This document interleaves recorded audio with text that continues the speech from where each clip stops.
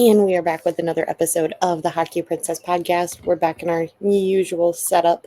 I am your host, the Hockey Princess. We have Crusty Old Guy once again. Guys, just as a reminder, make sure to hit that like and subscribe on either Spotify, Apple Podcasts, YouTube, Amazon Music, however you watch or listen to us ramble on a weekly basis. If you have any questions about hockey or the Blackhawks or really anything related to the life in general, life in general, please send kind of us words some of wisdom. questions. Guys, this is the off season for us. I mean, we're still going to cover playoff hockey and the draft in the off season and everything, but this is the time to ask us questions because we will definitely be answering all questions that we can. That being said, Krusty, let's get into it. All right, let's get into it. What are we getting into? Playoff hockey. Playoffs? Yeah. Oh, what's that? Something that we haven't been a part of for 10 years. Okay. Yes, we have playoffs. We're already figuring out Crusty Old Guy doesn't know what the hell he's doing. Nope. Quite literally all of Krusty's.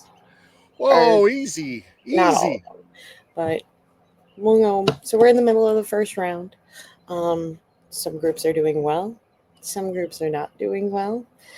First series we'll break down kind of one that we expected as of right now for the time of recording. I say this because I do know that they play probably after we record tonight. Currently, Winnipeg is up 2-0 in their series matchup. It's been a very physical matchup. That's definitely something that's surprised me just a little bit. The fact that Winnipeg's up 2-0 when they had home ice does not surprise me. As Krusty and I will say, throughout the playoff series, there's definitely some teams where I think it does help them in terms of like giving them added juice. Some teams it doesn't help them whatsoever, like we learned with the Dallas Stars last year. And then there's some teams where it truly just doesn't make a difference. I think for Winnipeg, it definitely, I don't think it was like a complete difference maker being on home ice, but in my opinion, I think it definitely gave them the added juice going into the first couple of games. Yeah, I mean that's an incredibly raucous building, but in the same token, you play the first two games at home, you just lose one of those, and if you're Winnipeg, a team like Winnipeg, it becomes a problem just because it's that classic here we go again. We're a good regular season team, but come playoff time and those silly little blows, come in and steal one. But it's been a very tight series, and they've come on top both games. And now it's not like you can relax, but the mindset is just got to win one in St. Louis, and then you put a stranglehold on this series. I mean, Winnipeg's going to play the right way. Yeah. So, good Kyle on them. Connor is one hell of a player. I will also say with that matchup, he has been playing very well. Yeah, there's not a huge weakness. They have some young talent. Scheifele is Scheifele. He might take over for Barkov as the most underrated player just because now everybody just thinks, it's for granted exactly how strong he is on all areas.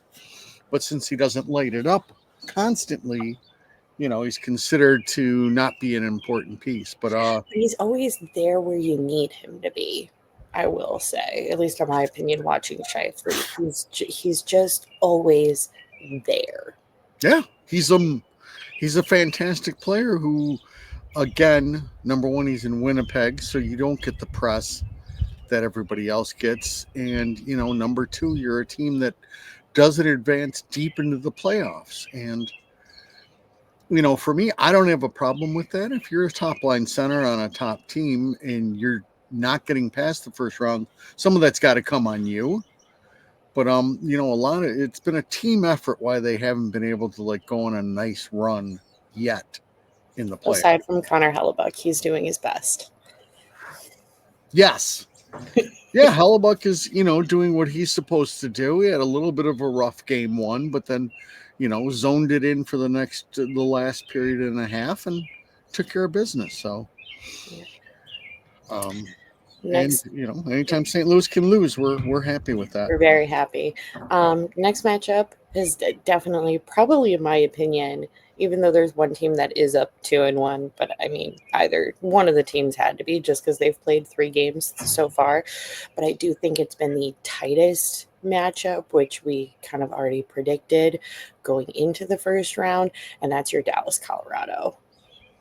Um, it definitely hurts Dallas with their injuries right now, as we kind of expected. Rumor mill that Heiskanen is not pretty much good to go, but I'd say like the step below pretty much good to go, which definitely helps Dallas. I think they're relying very heavily on their veterans at the moment, and like Jamie Benn and Tyler Sagan, who's back with the Dallas Stars. Um, and unfortunately, one of them is going to get knocked out in the first round. We also have, for Colorado, your captain is back. Landeskog finally played his first game. It was very exciting to watch the videos of everybody welcoming him back. Um, you know, gave Rantanen a bit of a shove on his first shift, which you're going to need to do something your first game back. And so I got a big kick out of it, but it's been an interesting matchup so far. Yeah, unfortunately, I couldn't watch last night's game. Hockey Princess took me somewhere else, but um, that's yeah, it's 2 evenly matched teams. I picked Colorado, and that was even before knowing that Robertson was out. So, kudos to Dallas for being up 2-1. When they had a rough game one. This could easily be 3-0. It could be, but as you find out in a lot of these series, there's a lot of woulda, coulda, shouldas, and there's occasionally a nice break here and a nice break there. But Dallas has played really well. I mean, you can't sleep on Jamie Benn. You can't sleep on Tyler Sagan because they're still really good ball players. Duchesne's another one too. So, the thing that's surprising about the Dallas Stars is that Harley kid. Good grief, I don't know what he's going to be asking for, but and I don't think he was a high draft pick. So it goes to show you get him from all different spots, but he's been a godsend for them with Heiskanen being out. Yeah, definitely. Next matchup that I, at the point of recording, because I also do know they have another game tonight with Vegas, Minnesota. Right now it's tied 1-1. I was very excited for this because I didn't want anybody to get swept. Well, really, I didn't want Minnesota to get swept. If Vegas got swept, I'd be perfectly fine with that. I think one, Krill the Thrill is doing his normal thing. But I've been very impressed with the how aggressive Minnesota has been in these 2 games. And they're, not afraid of the big bad Vegas Golden Knights, at least so far in this matchup. Well, yeah, defensively, Minnesota's not bad. I mean, Oliver, Lars, whatever that guy's name is, the Elk, is a phenomenal defensive centerman. They play physical and they're fast. So, if Vegas has gotten one thing, it's probably a little slower, right? Yeah.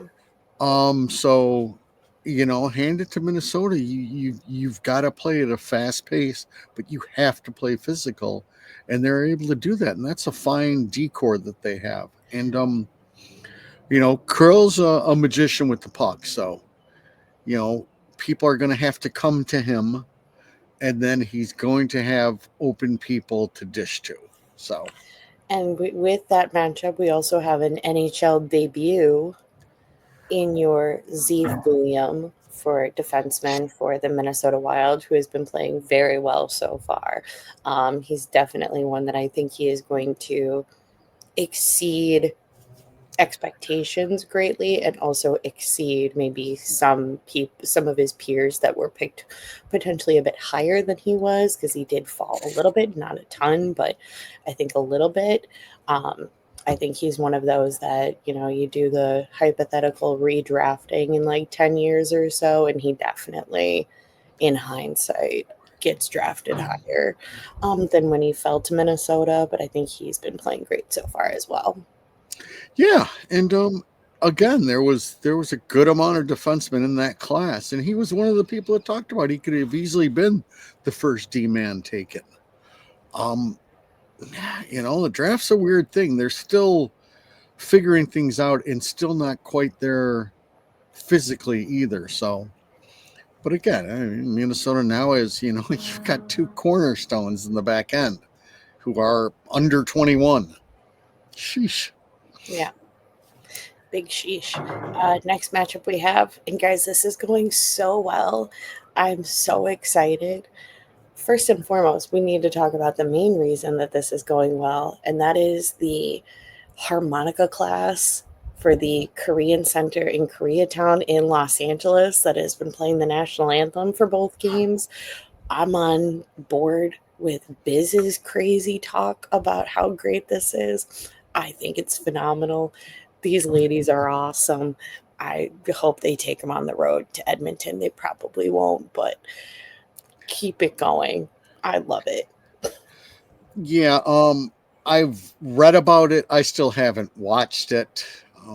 Krusty's kind of crusty, so he doesn't get I mean, caught up if in it you're all. going to do a sing along, I'd much rather listen to musicians than just like a track that you're just going to press play. Is my thing. Like if you're not going to have a national anthem singer, which there's plenty of teams that opt for that, be it to do both or one over the other. I'd rather listen to musicians. I'd rather listen to harmonicas. I'd rather listen to bongos than just somebody pressing play in the audio room. Hey, I'm down with it. As I said, I haven't watched it, so I haven't gotten caught up in all of the buzz. But all I know is LA has held serve. That game one, I guess, was incredible. I went to bed when it was 4-0 LA, and it ended up 6-5 LA. So it just goes. At times, McDavid is going to get his. That's just kind of the way it is.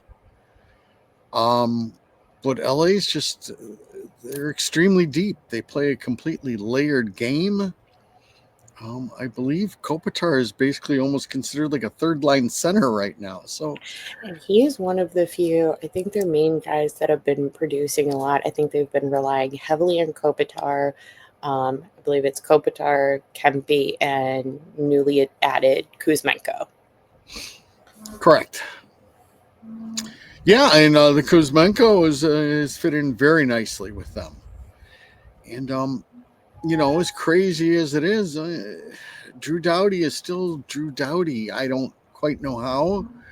It's a little upsetting that Drew Doughty is Drew Doughty, and Duncan Keith can barely walk. But that's just kind of the way it goes. Dunk did play a lot more physical game than Drew did, but Drew is still a little bit nasty. The Clark kids looked okay too, and I believe they have another guy named Anderson in the back end that's been very solid for them. So Mikey Anderson, relative to our Joey Anderson. no shit. Hmm. Joey and Mikey. Oh, the Y brothers. Okay. I did not know that. So then it'll go back to Edmonton, and all you need is that first period to get through it, and Edmonton's going to be holding their sticks tighter and tighter. So Yeah, should be interesting. Next matchup we have is Carolina versus New Jersey. Currently, Carolina is up to zip in the series. Um, as much as I mean, I had Carolina winning this series, but I feel like Carolina's got all the momentum right now in this matchup. yeah, you wonder if the Devils are even going to win a game. It's just I mean, in a series, even Ottawa's now down 2-1, I believe. But even in like that series, you look for like little ads in a game that you might have lost that you might think, okay, if we do X, Y, and Z, this our outcome will be better. You really haven't seen that with the Devils, have you? Well, it also just seems like not only is Carolina, beating New Jersey, but Carolina looks like they're out for blood. Yeah, and that's playing with Rod the Bod. Um, they're all. I've heard Boston do this, other teams do this, us against the world, and the Hurricanes invented us against the world. We get no respect because of where we're at, everything else. I'm sure to add on to that, I'm sure they're playing up the fact that Ronta did not even want to be there. I'm sure that adds to their juice. And Rod gets people to play, man. You're going to play a certain way, and it's going to be aggressive, and it's going to be hard. And right now, they just look dialed in. Again, it's a weaker team. You've got your top centerman out. You've got a defenseman just coming back from injury. And then I believe the other Hughes kid is slightly banged up. But yeah, they don't even seem in the same ballpark. So I think you might be able to get Dawson Mercer cheap there, KD. Maybe after this series. Please bring Dawson Mercer to Chicago. Next one, because it just got announced, and so we're going to jump over a certain matchup because I really want to talk about it because it's going to annoy Blackhawk Meathead Nation. Guys, the Florida Panthers are up 2-0 in the series. Vasilevsky, who? Vasilevsky, where? He gave up one goal. Nowhere. It's Bob. But you know who gave up no goals today? Bob. It wasn't you say Saros. That's only on a commercial when it's no goals. Everything else is lots of goals. Bob. Yeah. Wait, let's bring out my favorite stat for every Florida Panthers game because it's my show and I can do what I want. Seth Jones was a +1 and played slightly over 27 and a half minutes. Oh, good grief. So he played half the game. Yeah, he looked good. He looks physical. He played the most by a defenseman for a good 5 minutes. The second is Gustav Forsling, who played slightly under 23 minutes. Yeah, he sucks. That Jones guy sucks. He was the whole problem. Gee Christ. I picked the Lightning. I still love watching Brandon Hagel play.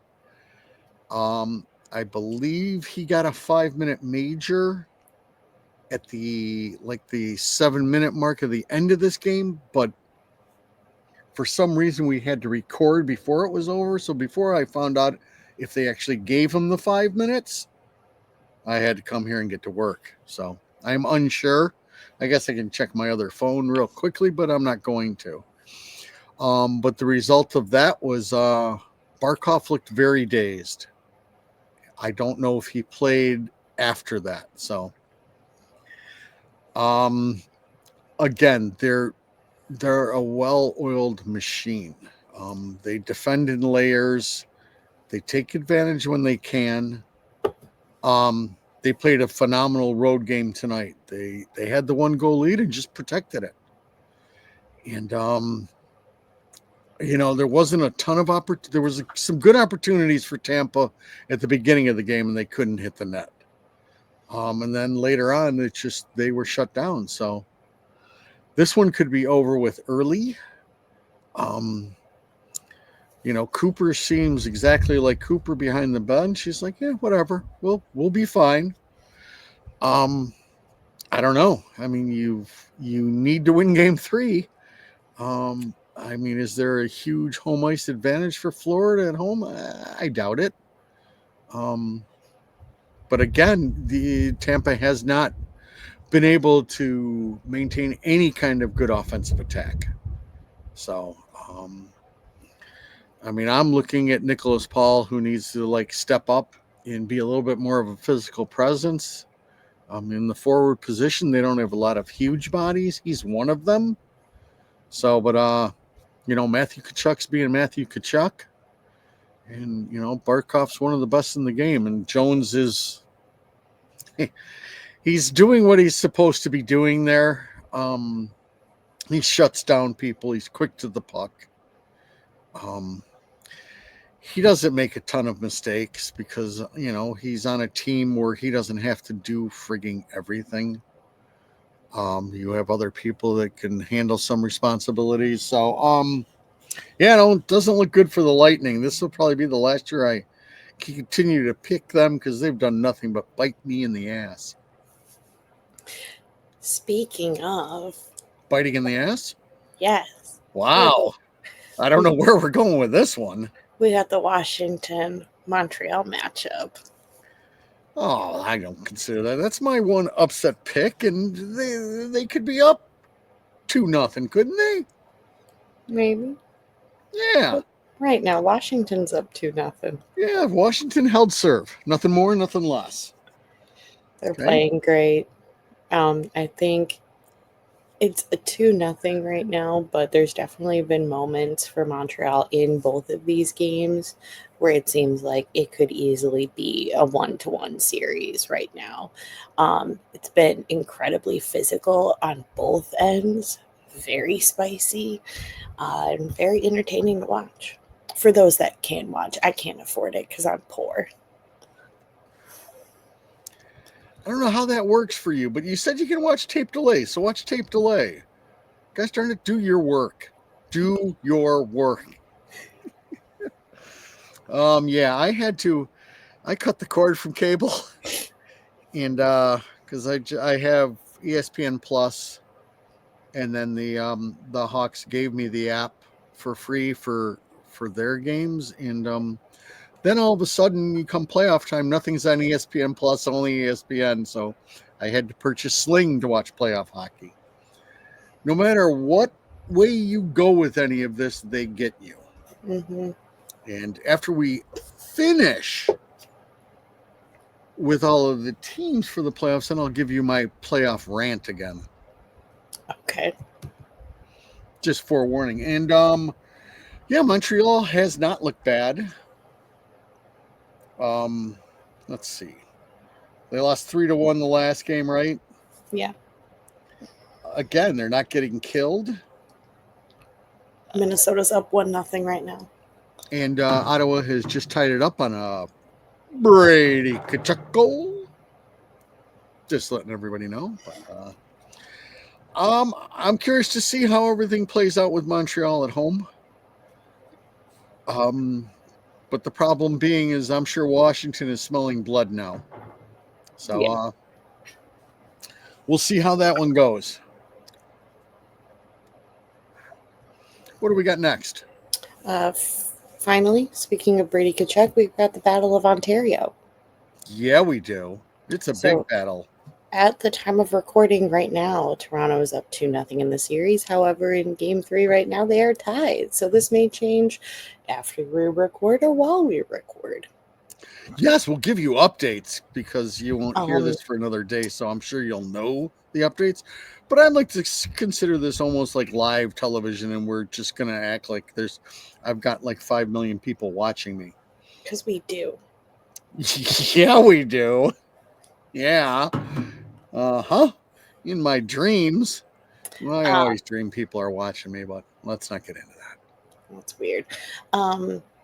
It's been feisty. It's been spicy.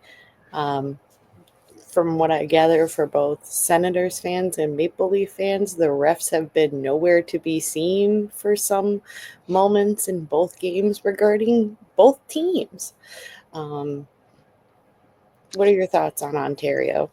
Well, yeah, I mean that the Stolars crap it's a bad look for the NHL. You can't, I don't care if it's a goaltender or anybody else, you can't sit there and let somebody hack and whack for a minute straight with that big friggin' Goldie stick and not call anything. That is a complete fail. And it's bad optics for the league. It's playoff hockey. Again, they make calls, till about this time. Right about midway through game 3, you start to see the big shift from regular season officiating to playoff men officiating. And it's going to be nasty. I'm always impressed with Austin Matthews, though. He does everything. He's phenomenal in the dot. He's got a great shot. He's on the penalty kill. He's just a complete stud player. But Toronto has a lot of good defensemen, which they've always been lacking, with McCabe back there, Tanev, and a couple other people. And, Toronto has now invented the 5-forward power play. Yeah. Very weird. So, guys, those are our playoff matchups. Did we talk about... Don't we have one more to talk about? Mm-mm. Are you sure? Yeah. I went in order, as it says on Yeah, you did. Okay. All right. Well, then I guess that's that. Do you want me to do my playoff rant? Sure. Okay. I'm getting into rant mode. I don't know if there's any league in the United States that hates people at the game as much as the frigging NHL does. This is ridiculous with the beginning of these series and everything, that you are doing a late ass start for people. And then you're telling them, listen, if the game goes long, we're still going to prolong it another 15, 20 minutes. There still are like 18,000 at the game that are making plans, that have to work tomorrow and everything else, and still have a drive home afterwards. The way the NHL just disregards them is hilarious. You're told, hey, 7:30 puck drop. Okay, right now it's 7:40, then 7. It's like freaking going to O'Hare. And all you're seeing is delayed. I wish it wasn't that way. Granted, right now I don't have anything to worry about because we're not in the playoffs, but I do feel bad for some fan bases. Specifically, the Vegas Golden Knights and the Minnesota Wild start times at 11. Yeah, you're in Minnesota, right? Yeah. So that's a 9 o'clock start time. That's garbage. I understand that you don't have enough West Coast teams to fill it out, but too bad. Tell somebody to pick one game or the other. It's not fair to the fan base. I mean, people got to go to work. All you need is one overtime, and it's 1 or 2 in the morning. I wish they could do better. I know they won't, because this has been going on forever. But it's a blatant disregard. I understand it's a small percentage that are actually at the game, but they're a big part of what makes the NHL the NHL. And I wish they would do better as far as these start times and not dick people around like that. Can I say that? Yeah. I can? Do you have to put like an e-warning after that then? No. Okay. That's about it. Besides that, the officiating is the officiating. I've seen Stripes get hit in the back with a massive slap shot. I've seen a couple other linesmen almost get run over. These guys are the best. There is no group around that has to do more while officiating a game than the NHL. So as much as we all like to bitch about it too, they're doing the best they can. It's an incredibly fast game, and you got to remember, these guys are skating up and down the ice all friggin' game. They don't get a shift break. So that's the end of my rant, I think. I think I'm about done. Okay, I'm looking around. There's a light on. I don't know if my woman's home or the dog next door. More to be revealed. Where are we going next? We're going to prospect report, even though it's a teeny tiny prospect report, because all but one of our prospects is still in the OHL playoffs. Guys, the only one right now, Jack Pridham, of the Kitchener Rangers is set up to play the London Knights in the next round. Should be interesting. AJ Spellacy with the Windsor Spitfires got knocked out when they were facing Kitchener, as well as the Erie Otters with Martin Misiak and Ty Henry. Biggest question that I have is AJ Spellacy and Martin Misiak are both under contract, and one was set to report to Rockford and the other one not. Misiak is 1 year older than Spellacy, so I don't know because they're both under contract, so they both count against the 50 contracts that you're allowed to have. I'm unsure as why one is set to report and not the other. Who knows?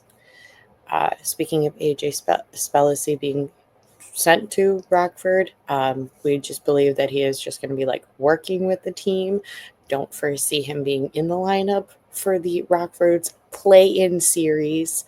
As well as Merrick Vanaker was sent to Rockford as well. He at least was dressing for warm-ups when we went last night, but he was a healthy scratch from the game because Brantford's also knocked out because the Oshawa Generals were just big-time meanie pants and took out Nick Lardis with a BS hit to his knee, and now Brantford got knocked out of the postseason. Also, rumors and rumblings in regards to the hit on Nick Lardis. It seems Kyle Davidson did make a comment that he was being seen by a Blackhawk doctor or one that was close, in the Blackhawk network.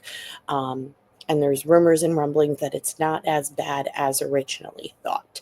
We don't have a complete clear verdict on what it is or what the timeline is, but it seems that it's not as bad as initially thought, which is fantastic because one, I don't want to see any of our kids hurt for a while.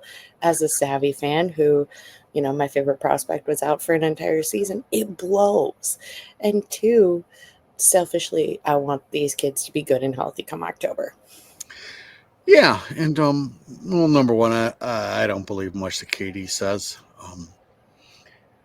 He's in the job of feeding bullshit and feeding feel good stories at all times. So, yes, fingers No, he crossed. only made the comment that he was being seen by another doctor.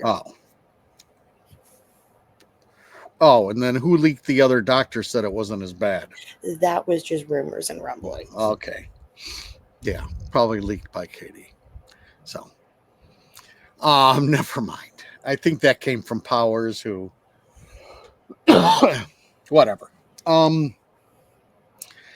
Either way, number one, we found out that most of our prospects are all on losing teams. That doesn't bode well. I'm just kidding. Just kidding. Here to rile up a couple other people. Yeah, as far as the who can play, who cannot play, and what it means, I haven't been able to figure it out either. As we talked about yesterday before the game, it's just there's a big deal made. Send them to Rockford, see what it's like. Blah blah blah blah. They're gonna find out next year. It doesn't really matter much. I am a firm believer, though, that you can't just have these kids come from juniors and insert them into the lineup. You've had a team that you've been battling with for 72 games, and to take one of them out now, I find silly. I understand it at the NHL level, but at the AHL level, there's just no need to do it. So I think that's what they're doing. Now, if there's a couple of injuries at the forward position and Rockford is able to make it past the play-in round, remember, this is not playoffs yet. This is a play-in round. This is a make-believe thing that the AHL does. We're not in the playoffs yet. We're attempting to play into the playoffs. And if we were to make it past that, then we would finally be in the playoffs, which we haven't sniffed in a long time. Not since Ben Smith won with whoever, Toronto? Yeah, Toronto Marlies with your Nicholas Sparks goaltender. Yes. I don't think I got anything else on prospects. You got anything else on prospects? No, I figure we can. Well, we've got some more Rockford news Well, yes. that we were happy to report that the doctor is returning to Rockford Ice Hogs. Colton Dock has been recalled to the Rockford Ice Hogs. He hasn't played since the end of March when he was injured, but now he's back. And he'll probably play Friday. That's probably, as Christy said, you're not wanting to take one of the AHL veterans out in replace for one of the new junior kids, but you're certainly going to do that for Colton Dock.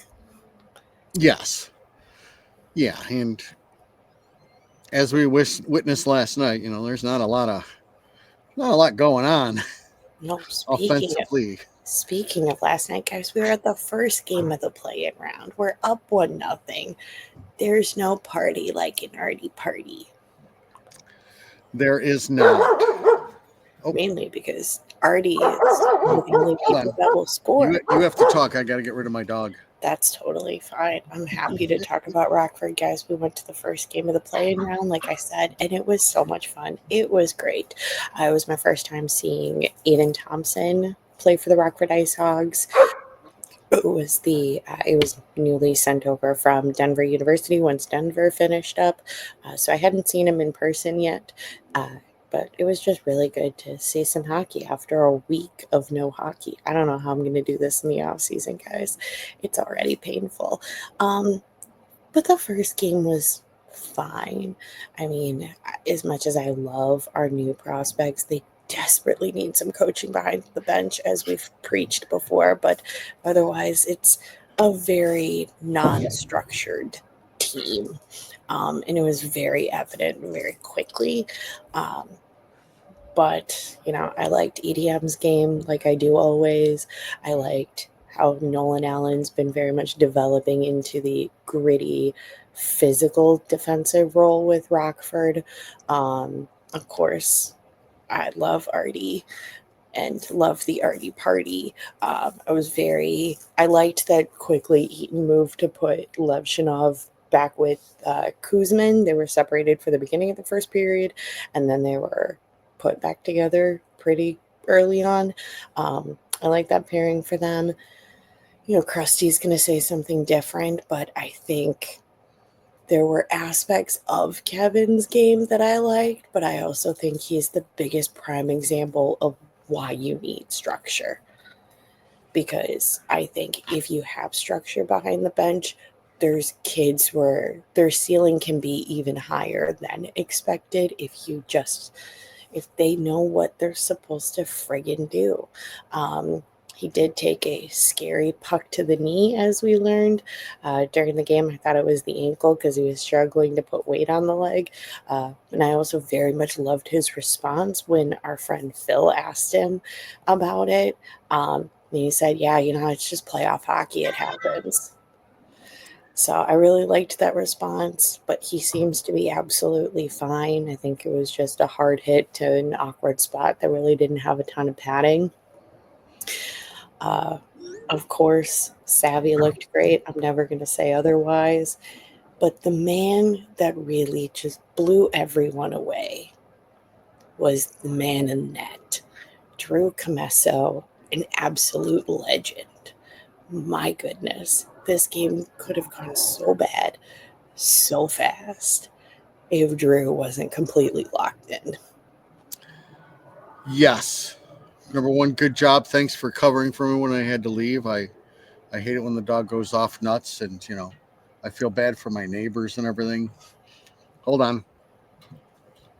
I got more technical issues. Oh my God, are you giving me an eye roll? No. You were giving me an eye roll. Hold on.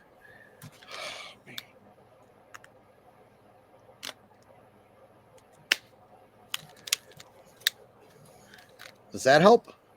Sure. Testing 1, 2. Okay, I can hear you in my ears now.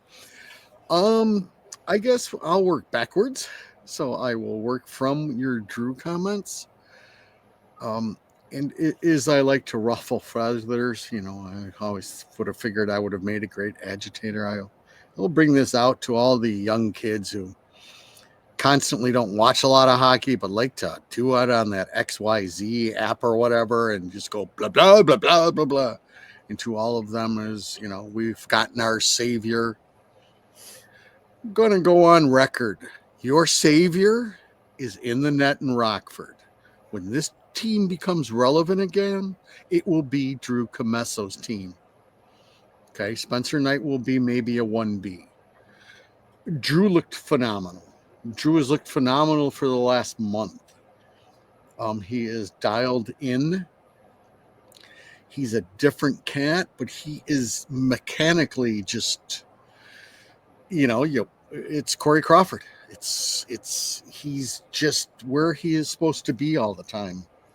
And he played phenomenal. The Spencer Martin kid for Chicago also played a phenomenal game. I will say about Drew too, because he's not going to get a ton of credit because of what general manager drafted him. He is one of those. As much as I dislike Stan Bowman and I dislike many picks, but I would say the few picks that Stan did when he drafted well, and I do believe Drew is one of them. You'll look at Drew and you're like, that is a Stan Bowman pick. Yeah. Drew was, there was the talk. Do you trade up? Do you think about Kosa instead of Comesso? Yeah, we can always debate the whole Stan thing.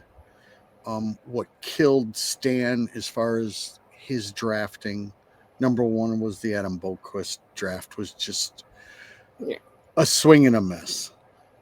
The Doc thing, it wasn't that bad, but when you're a team that's sniffing around the playoffs or just kind of getting into the playoffs, when you have a bad year and you draft high, you can't miss on that pick. Washington Capitals are a prime example. Yeah. And Stan missed on it. And, we can have the discussion as far as were people rushed? Yes, they were. Probably not a good move either. But, you look at the pickle, you look at EDM. Stan's problem that's what I'm saying. Like, when you look at Drew, it's like he's one of those similar to the other Stan picks where it's like it may have taken, like it wasn't an instantaneous splash of a guy, but you're like, that, yeah. Yeah, and, as far as EDM, I liked his game last night. I just think he's somebody that you're not going to have to pay a lot and can be a fixture on your bottom pairing and has enough ability to play up to your second pairing if need be.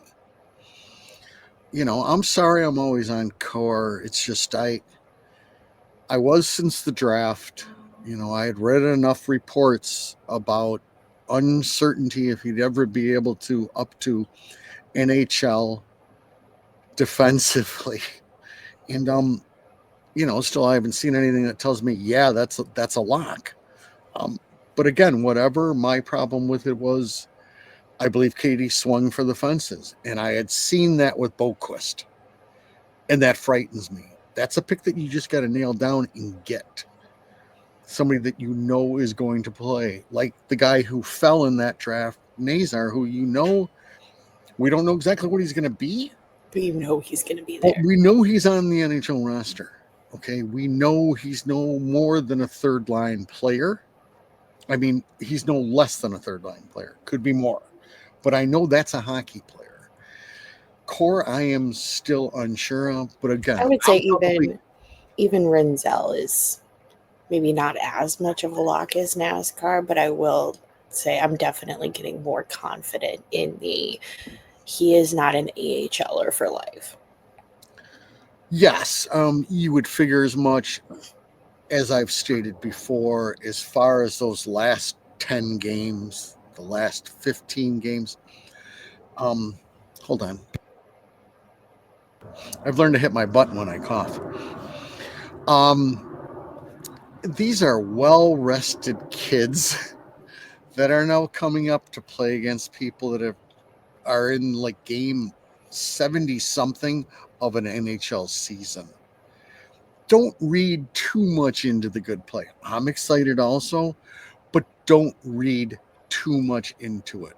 The last time the fan base did that, they were hollering to sign somebody for $5 million for 5 years just because the kid played good the last 15 games of the season. And now we're not even sure if Lucas Reichel will be on the team next year. So temper your expectations with the end of the season stuff. There's a lot of steps, but with that, I mean, I like what I saw. That for sure out of Sam. Yeah. As far as the rest of the Rockford game, I mean, there's, as I told you, this is two teams playing in a play-in round. They're just not all that good. It was still a very entertaining game. But number one, you saw Drew Comesso be Drew Comesso. That was very encouraging. Hayes, I get little glimpses. Cut and dry, I'm disappointed in hide and seek and Paul. I think on that line, I think the Lupin or Lightbin kid was definitely the driver on that fourth line. And I need more from hide and seek and Paul because just like with Core, I say I didn't want that pick. I like the Paul pick. So, and Krusty hates it when he's wrong. I will defend Gavin a little bit just with how long he was out with how big of an injury that he had this year. I've not been one to be as critical with his performance since coming back from injury. I mean, I'll be critical, but at the same time, it wasn't a small injury. I mean, he was like 8 to 12 weeks at minimum for his shoulder. And I think that's also one of those injuries where it definitely takes time past once you're ready to go on the ice. Yeah, and we don't know. Is it mostly healed, but it's still painful? Yeah, I do get that, but it's all part of the equation. But you know who looked great? Like they deserve to be on the opening roster for come October, and who better be Kyle, because I'm not waiting for another call up. Savvy. It's Savvy showtime, friends. You were more impressed with this game than I was. I will always be impressed. I've never seen anybody who hops and jumps on the ice as much as Savoie does. I've never seen anything like it. He's constantly jumping up in the air. I don't know exactly what that is, but it's almost a signature mark of his. Again, with him, the problem being is we've got a ton of those players. I need more for you to be part of a roster. You have to make it. You have to show me that you need to be here. And for him, it comes in. I understand the skating around looking okay, but you have to generate and you got to score. And that's going to be the thing for him. I'm hoping it happens. I love watching him play, but that's going to be a crowded field with that type of player. And I don't know what the roster looks like for next year. I like him there just because, as we've talked about, he's the one guy I know that is going to bring them into the fight in the first period. He's going to piss off another team so much that the other team is going to ramp it up, and this team needs that. They need somebody to bring them into the fight because we're easy to play against, and it looks like we don't care. And at least if I got some little pipsqueak picking fights all the time, at some point in time you have to step up. So you're a little bit more higher on Savvy, but you've watched more Rockford, so I'm going to give it to you. But for me, I mean, there's just not a lot of talent there. We are pretty talented defensively. Bringing us to Artie, he had a terrible decision in pinch with about 6 minutes to go in the third, 2-on-1 the other way. Drew bailed him out nicely. That is going to happen. Artie has already spent a year where he was kind of coached up that way because everything that I've read from Michigan State was he was all over the place at the beginning of the year. and they reined him in a little bit and told him they wanted more structure and everything. And that's when people started to say, well, his numbers are falling up. Look, you're playing within a system. There's certain things, your numbers are going to be fine if you're constantly going the other way. I mean, Erik Karlsson's numbers are always good, but he can't play defense. So you need to, you need a complete game. It's almost going to take that he needs his own coach. I think somebody is going to need to spend a whole year working with him, breaking down film, going, this situation, yes. This situation, no. Do I believe that this organization has that in them? No way in hell. I have not seen anything that makes me think of that these people are any good at developing people. You can say NASCAR. I'm going to say NASCAR is still, that's all God-given ability that I'm seeing out there. That's not that they've been maturing him and coaching him. So that's a big one. We need to bring somebody in who can work with him, but that's a lot of film time. Just like everybody's different. I had a real pet peeve with the Hawks after I heard about the whole Korchinski incident of, he just wanted to do his skating. He didn't think he needed to work in the weight room. And I'm sitting here going, so what you're telling me is you let your 18-year-old kid decide his development over the summer? That's unacceptable. Okay? These young kids should be giving pamphlets of what you want their workout routine to look like and your suggestions for their skill thing. Okay? I don't think that happens in their exit interviews. And I think that's something that should have been books on people for the last 2 months of what, hey, this is what I want you to work on.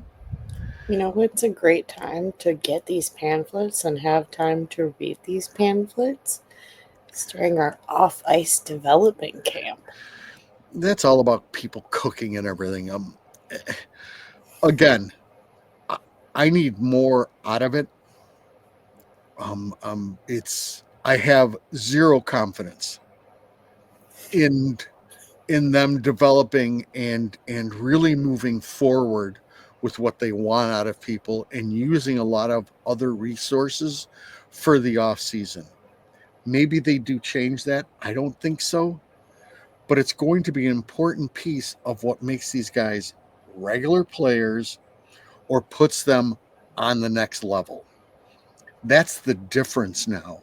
It's somebody like NASCAR, if he decides to do all the little work, works on that shot a little bit more, works on still his battling techniques, he can then go to that next level. And it's going to be important because if everybody stays where they're kind of going to be at, this is a team fighting to get into the playoffs in 3 years. And that to me is unacceptable. I've watched crap hockey for 4 years. I expect more than just. All right, I'm ranting now in a bad way, and I said I'd be drinking the Kool-Aid. So, Yeah. Sorry about that, everybody. But hey, for Rockford, another win at home. They got 2 games at home this weekend. Just got to win one, and you're off to the actual playoffs, where they're getting at least 3 more games against a very good Milwaukee club. And maybe we get to see some things and get to see some gelling. The other thing that I noticed about the Rockford game, and I'll give Fells some credit in his writing, what he has kind of talked about lately, and I'm going to jump on with him, is what you kind of see from their defensive group is what this big league club needs to look like. That means their defensemen are going to attack. All of their defensemen are going to attack the blue line. They are going to be in attack mode, which is fine. But if I don't have forwards coming back and busting ass to come back, yes, what happened? Toronto won it in overtime. That's a boo hiss. Boo hiss. Oh my God, and St. Louis is up by 2. Oh, God. I simply cannot have that. What's going on? I take a little time off to do this show, and all hell is broken loose. Chaos is happening. And the Wild is up 2-1. Thank The goodness. Blues are up 2-0. And I don't know quite how. Friggin' Maple Leafs. I hate those guys. I don't know. But moving on from Rockford to close out our show. We're closing it out. Oh my God, we're at 55 minutes. Yes. So, guys, we are going into our 100th season for the Chicago Blackhawks this upcoming year. And so, what Krusty and I are going to do once a week on our show is just drop a little bit of Blackhawk lore for our new fans, our fans that have hopped on the ride, that really at any point, to just get everybody educated on the lore as much as we can before the start of the season next year. So, in honor of Krusty Old Guy's favorite hockey game from 15 years ago, Krusty, would you like to explain Game 5 versus Nashville? Yes. I believe through that silly thing that's like an X or a Y or a Z that has a lot of stupid stuff, and then I get some hockey stuff on it. I believe it is the 15-year anniversary of the infamous. Was that Game 4? Game 5. It was. Was it Game 5? Yes. So they would have been down 3-1. No, Yes. it was Game 4. Was it Game 5? Game 5, she says. Holy cow! I'm already flubbing this. Keep going. Okay, but the infamous Nashville-Chicago game, where it looked like Chicago was done. They were already struggling against Nashville. Then there was the miraculous comeback for a one redheaded defenseman who came back, I believe, in Game 3, if I am not mistaken, but don't quote me on that. He might even been back for Game 1. But Brian Campbell, who was knocked out by the grade 8 during the regular season, came back. And Nashville had the Hawks on the ropes. There was about a minute and a half to go. Hawks had just pulled their goaltender. And then Marian Hossa took, I believe it was a 4-minute high stick major, if I am not mistaken.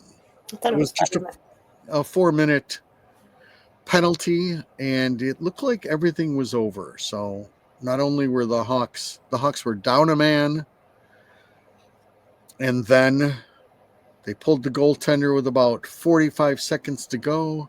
Nashville struggles to just get the puck out of the zone. Some guy just chipped it in their zone. I have no idea why. Right back to Bolin. Bolin then with a pass to somebody, and then off to Panic Kane it went with about 20 seconds to go. And the building erupted and went absolutely nuts. Probably my favorite moment witnessing with the Hockey Princess is strangers were high-fiving her and everybody was going absolutely bananas. And the only problem is we had still overtime, and Marian Hossa was still in the box for about another 2 minutes. But the Hawks were able to kill off that kill. Marian Hossa steps back on the ice. The Hawks come flying down the ice. And next thing you know, Nashville leaves a Marian Hossa wide open at the side of the net, and boom, the game is over. And probably the most mass hysteria I've ever seen. I had grown, creepy men hugging my daughter, and it was absolutely crazy. It was just one of those moments where you thought for sure, as much as we thought this 2010 team was unstoppable, it was going to be over. In the matter of a minute, and then another minute after in overtime, everything had changed, and the rest, as they say, is history for the 2010 team. But I guess that is the 15-year anniversary of that is today. Yes, one of my favorite moments at the United Center It was absolutely nuts. I don't know how we're going to handle the rest of this lore stuff. I guess we can plug another. I don't know if they do a podcast or whatever else, but I know there's been a group working on the documentary for the stadium, which I would assume comes out about the time the season starts. Really, somebody who's old like me is really looking forward to that because, unfortunately, also, memory's kind of hazy about that time. you know, different crusty old guy. He was a lot more rambunctious and crazy. That is true. Anything else you remember about that game? I will never forget watching Marion Hossa like down on his knees, though, spinning after he scored. I think that was the loudest I ever heard that barn.